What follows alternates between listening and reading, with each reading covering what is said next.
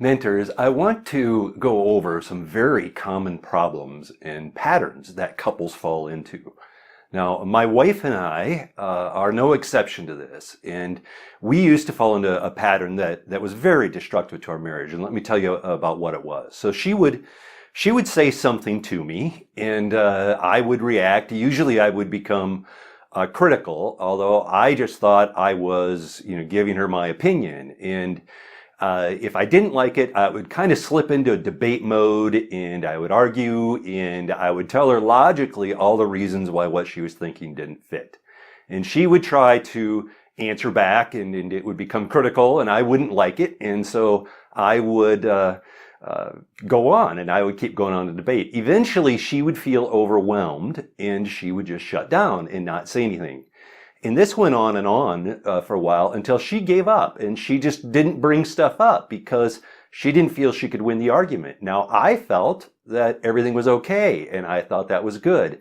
Yet in our relationship, it was tearing us apart and we became more disconnected. And I sensed inside that there was some disconnection. I just didn't know what to do about it and I didn't know what the problem was, much less that the problem was how we were interacting.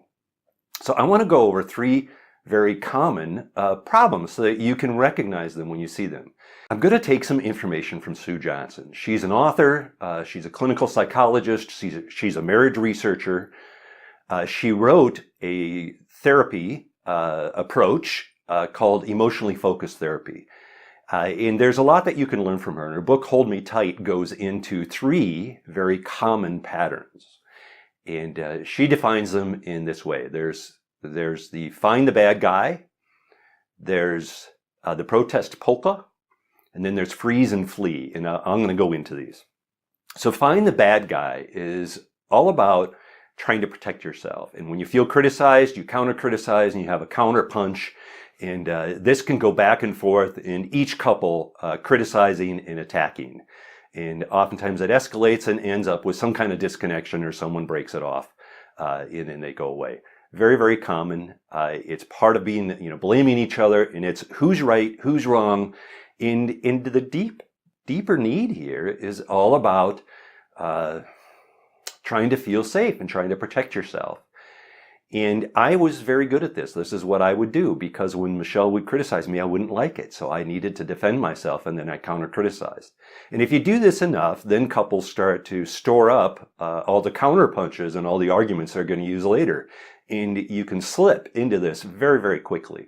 And pretty soon, this argument, blame, find the bad guy escalates and that becomes a very common theme inside a relationship. And of course, it results in disconnection.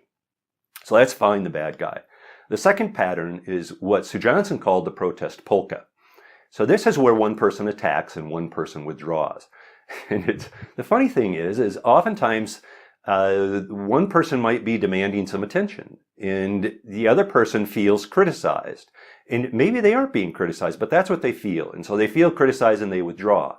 And so their very withdrawal makes the person that was making a demand all the more. And sometimes it can come out being angry. Sometimes it just, it's punishing them for their withdrawal. And so it blows up. And the very withdrawal irritates the person who is attacking or pursuing.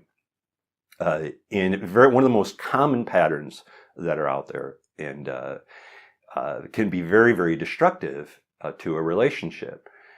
And so we found this even in things like an advice cycle. And I bring this up because this is probably more where I would fit. See, I didn't see myself as disconnecting, but my wife would want some kind of an emotional connection. Or she wanted me to validate her feelings. And being logical as I am and a debater, I would come back with logical response and give her advice. And I often see this as very common, is this offering advice. But you see, it fails to connect at an emotional level. So the advice giver feels they're being helpful, but the person receiving the advice feels that you're not really hearing me at all because you're not getting to the emotions. So you're not learning to validate the emotions that are there. And that's the protest polka. And the final pattern is freeze and flee. And it's withdraw. In other words, both people can be withdrawing from the relationship. So when I mentioned that I would attack and debate with Michelle, eventually it turned into withdraw. Because she would withdraw and just not bring stuff up, I felt that everything was very peaceful. So for me, it felt very good. She had a lot of resentment that slowly grew in the relationship, and we became more and more disconnected. And so it can appear very good, and I was proud that we never fought. But it was destroying our relationship and destroying our connection. And the withdraw is also very common, and it turns people into roommates, and then eventually someone just disconnects and says, "I'm done," or it gets worse and worse, and they don't really have a connection anymore. So let me review. There's find the bad guy, there's a protest polka, and there's freeze and flee, and that's how Sue Johnson defined them. Now, let me give you some suggestions and tips. So what do you do? One, I just want you as mentors to be able to recognize these patterns and to be aware that they're out there, because when you see them in couples, you can go, oh, I wonder if this is that.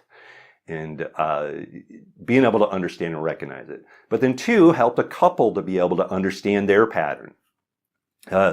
So you can even ask questions, so what happens? You attack and he withdraws, or to try to get to the bottom of what their pattern is. And if it helps, explain these 3 common patterns, and they'll go, yeah, that sounds like me, or sometimes that's us. But help the couple to be able to recognize that. And my third tip is to focus on the emotional connection. So find out what's happening emotionally. Now, some people just aren't very well connected with their emotions. For me, that was very difficult to do. Others, that will be very natural. But the more we're aware of what's happening in our emotions, and that ultimately our relationship is an emotional connection, the more they're going to be able to find actions that help to be able to support that, such as validating someone's emotions. Now, I'll tell you that for Michelle and I, we did figure this out, but recognizing this pattern was kind of the first step. And then we were able to take steps to solving it. So I started to listen a little bit more and didn't immediately defend or debate. And I've recognized that as a poor behavior.